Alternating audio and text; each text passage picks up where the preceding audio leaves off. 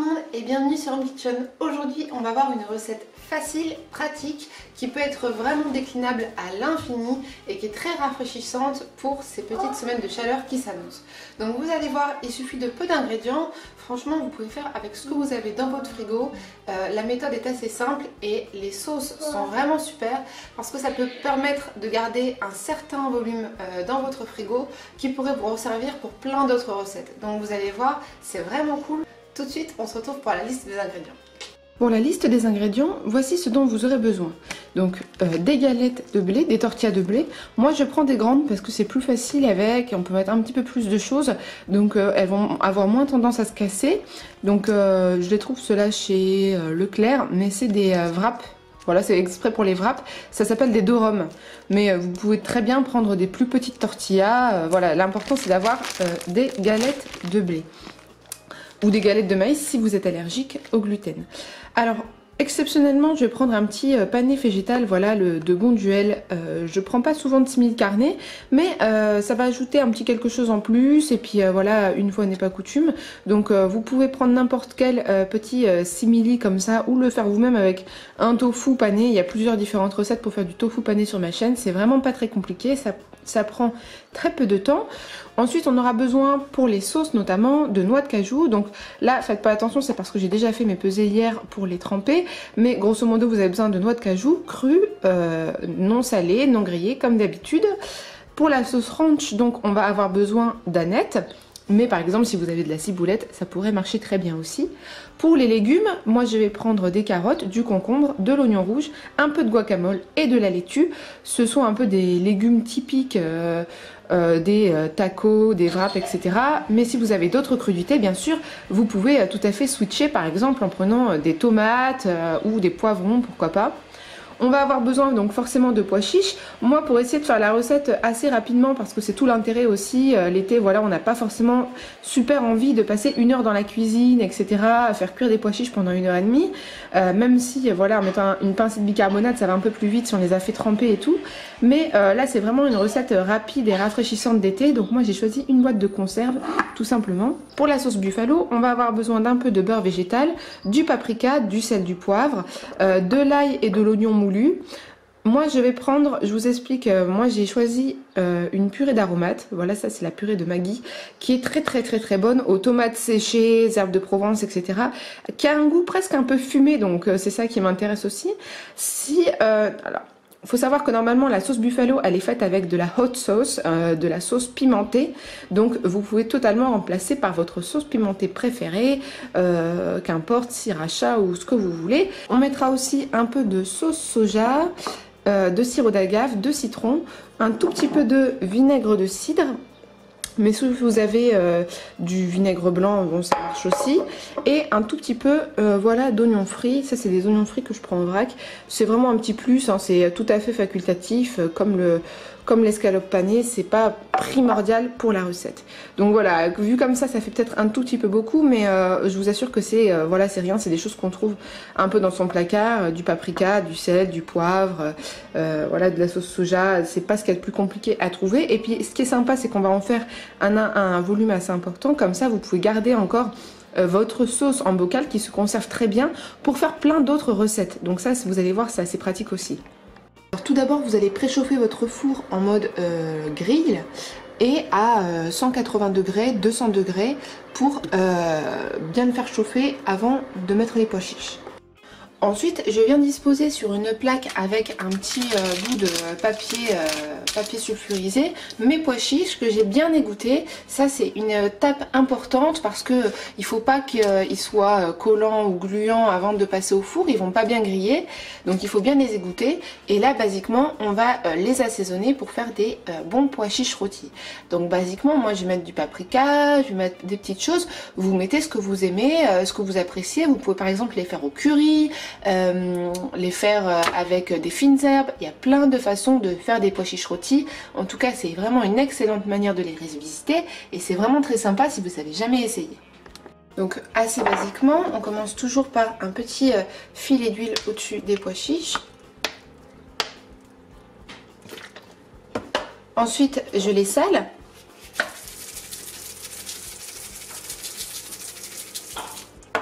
Je mets un peu de poivre.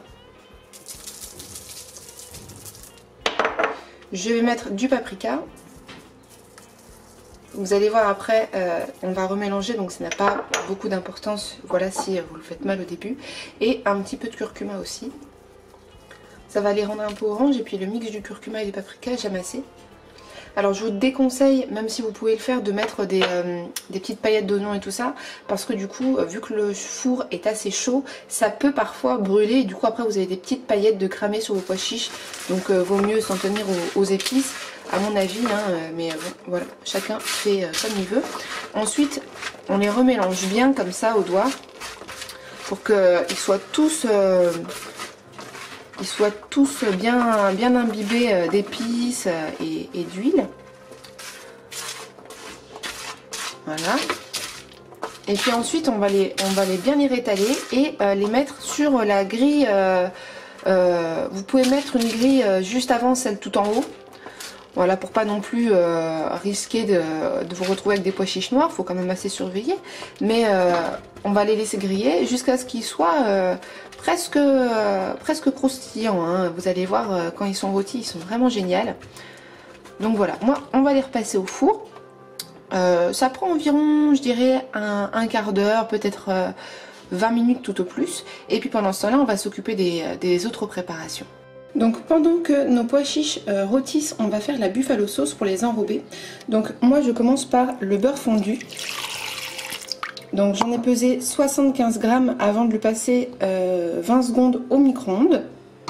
Ensuite j'ajoute mes 40 grammes de noix de cajou trempées. Donc voilà, que j'ai égoutté. Je précise que si vous n'avez pas eu le temps de les tremper, alors vous les faites un petit peu bouillir et du coup vous aurez le même rendu. Donc là il y en a 40 grammes. Ensuite je vais ajouter ma sauce tomate, donc j'ai vidé dans un petit gobelet le contenant de mon tube d'aromates et j'ai rajouté de l'eau pour qu'il soit plus liquide pour atteindre 100 ml du coup de ce mélange. Donc juste vous désépicissez cette petite purée d'aromates avec un peu d'eau et vous l'ajoutez dans votre blender. Ensuite je vais assaisonner, donc je vais mettre une bonne dose de sel.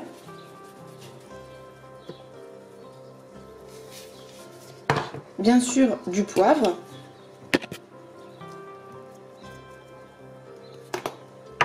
de la poudre d'ail,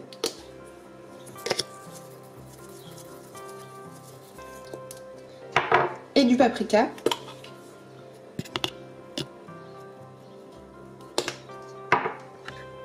Alors entre deux, mes pois chiches sont quasiment prêts, donc 10 minutes avant je les remélange comme ça pour que tous les pois chiches puissent être parfaitement rôtis et pas juste voilà le dessus.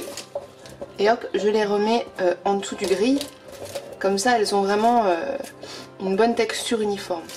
Ensuite je mets donc une cuillère à soupe de vinaigre de cidre et une cuillère à soupe de sirop d'agave. Je presse le jus d'un demi-citron. Et maintenant on va mixer une première fois avant d'allonger avec de l'eau. Maintenant que j'ai donné quelques premiers petits coups, je peux ajouter 120 ml d'eau. Et là je vais bien mixer pour avoir un rendu vraiment homogène. À la fin, vous devrez avoir une sauce vraiment onctueuse qui a un super goût. Si vous voulez ajouter une petite note relevée sans forcément que ça soit trop piquant, je vous conseille d'ajouter quelques gouttes de tabasco et cette sauce sera géniale. Voilà, maintenant qu'on a cette super sauce de prête, on va sortir nos pois chiches qui doivent être prêts maintenant et on passe à la suite. Vous transvasez vos pois chiches dans un récipient assez grand pour pouvoir le touiller facilement avec la sauce buffalo plus tard. Si vous avez bien réussi, l'extérieur est croustillant et l'intérieur est moelleux. Maintenant, dans une poêle à feu moyen, on va faire cuire nos petits panés vegan. Donc voilà, je précise que c'est facultatif. Ça ajoute un petit crunchy, un petit quelque chose au wrap, c'est vraiment sympa. Avec la salade, on va faire une sauce ranch, vous allez voir, ça va être fabuleux. Donc il n'y a pas besoin de beaucoup, hein, 2-3 minutes de chaque côté. Et pendant ce temps-là, on va faire notre petite sauce ranch. Vous allez voir, c'est très facile. C'est un pois chiche. Qu'est-ce qu'on mange ce midi? Des wraps. Des wraps. It's a lick on time. Ok. pour la sauce ranch, je mets donc mes 225 g de noix de cajou qui ont été donc trempées de la veille. Pareil, les 225 g c'est bien le poids sec des noix de cajou avant trempage. Donc je les verse dans mon blender et je vais mettre 180 ml d'eau. J'ajoute à ça donc le jus d'un citron pressé entier. Donc pareil, l'équivalent d'une cuillère à soupe de vinaigre de cidre. Et ensuite donc je vais assaisonner avec du sel, un peu de poivre, de la poudre d'oignon, de la poudre d'ail. Et là on va bien mixer avant d'ajouter la nette. Normalement vous devrez arriver à cette consistance ultra crémeuse. Vous pouvez bien sûr profiter pour réajuster l'assaisonnement s'il manque peut-être un peu de sel ou un peu de citron. Si ça paraît trop épais pour vous, enfin moi j'aime bien en général, ça fait un peu comme le tzatziki, vous savez c'est très crémeux. C'est vraiment délicieux. Mais si c'est un tout petit peu trop épais pour vous, vous pouvez bien sûr rallonger encore avec un tout petit peu d'eau pour arriver à quelque chose d'un petit peu plus liquide si vous le souhaitez. Donc maintenant, moi je vais transvaser, peut-être rajouter une michette de citron et mettre la nette. Donc le top c'est quand elle est vraiment finement ciselée. Surtout ne l'ajoutez pas en même temps que la noix de cajou parce que sinon vous allez vous retrouver avec juste une purée verte, ce qui serait un tout petit peu dommage. Donc une fois transvasé, voilà ce que ça donne, un grand bocal. Cette recette est aussi valable si vous avez besoin d'une sauce Alfredo minute ou de crème fraîche pour faire même une pâtisserie. C'est vraiment un truc voilà, valable pour tout. Je sais pas si vous avez vu la consistance du truc, c'est entre la crème fouettée et la crème fraîche, c'est extrêmement crémeux. Avec le citron et la petite pointe de vinaigre de cidre, on a ce petit aspect un petit peu sûr qu'on retrouve aussi dans la crème fraîche classique. C'est vraiment super pour toutes sortes de sauces, hein, pas forcément la sauce ranch ou dressing qu'on voudrait mettre par-dessus une salade, mais pour des recettes de pâtes, de gratin, tout ce que vous voulez. Donc voilà, il suffit simplement d'ajouter vos herbes finement hachées dans votre pot et puis ensuite vous allez les incorporer comme ça à la fourchette rapidement dans la crème. Quand vous allez la mettre au frigo, ça va vraiment bien infuser et du coup vous allez vous retrouver avec cette superbe sauce que vous pouvez utiliser pour plein d'autres choses d'ailleurs. Bien sûr, si vous n'aimez pas la nette, vous pouvez switcher, mettre pourquoi pas de la menthe, de la coriandre, voilà, du persil, de la ciboulette. Il y a tellement de choses à faire. Donc voilà. Donc là on a notre sauce ranch qui est prête et on va passer à la suite. Une fois donc que j'ai préparé tous mes petits veggies, donc j'ai choisi de faire en bâtonnet pour que ça soit un peu sympa, mais vous pouvez les faire bien sûr dans d'autres formes, en rondelles ou quoi que ce soit, ou switcher avec les légumes. On va donc passer maintenant à l'assemblage, c'est la partie la plus cool. Donc on a une petite assiette avec de la laitue, une petite assiette avec des légumes.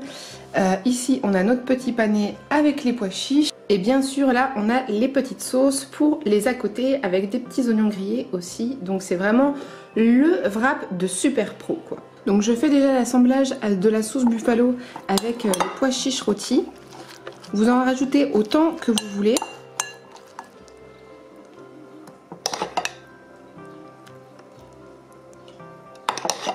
Ça sent super bon.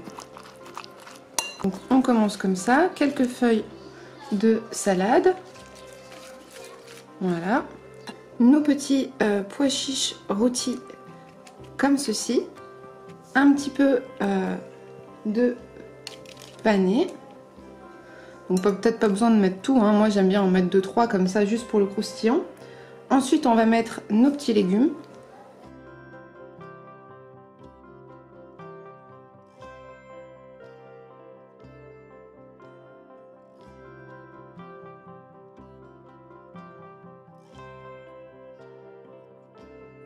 Et puis on va rouler tout ça. Donc c'est pas du tout compliqué. Vous roulez le plus serré possible. Vous allez essayer de ramener un peu vers vous. Ensuite vous rabattez les côtés comme du papier cadeau. L'autre côté pareil. Et hop on continue. Voilà. Ensuite on le pousse vers l'extrémité du papier. On l'emballe. Et voilà, quand on les coupe, on a deux fabuleux wraps comme ça. Ils sont super crunchy, moelleux. À l'intérieur, on a toute la sauce, donc c'est vraiment pas du tout sec. La petite sauce ranch dressing, elle passe vraiment super bien avec les petits panés vegan et la salade, c'est vraiment super bon.